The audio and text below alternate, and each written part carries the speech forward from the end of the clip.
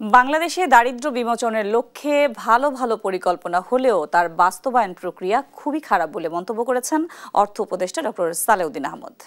বুধবার রাজধানীর একটি হোটেলে সোশ্যাল ডেভেলপমেন্ট ফাউন্ডেশন SDF আয়োজিত সেমিনারে তিনি বলেন, অদক্ষতা, দুর্নীতি ও আইনি জটিলতার কারণে ভালো পরিকল্পনা আলোর মুখ দেখে না।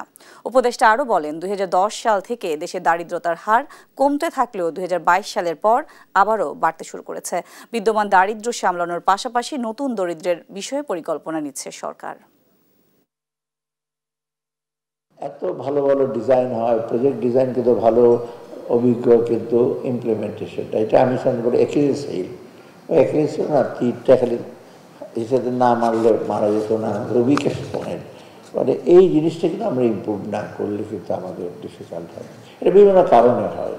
এখানে আছে অদক্ষতা আছে, আপনার অত ঠিক মতো নজর দেওয়া না, দুর্নীতি আছে, আমাদের আইনের কিছু গলদ আছে, আমাদের প্রসিডিওরের কিছু গলদ আছে, এগুলো সব মিলে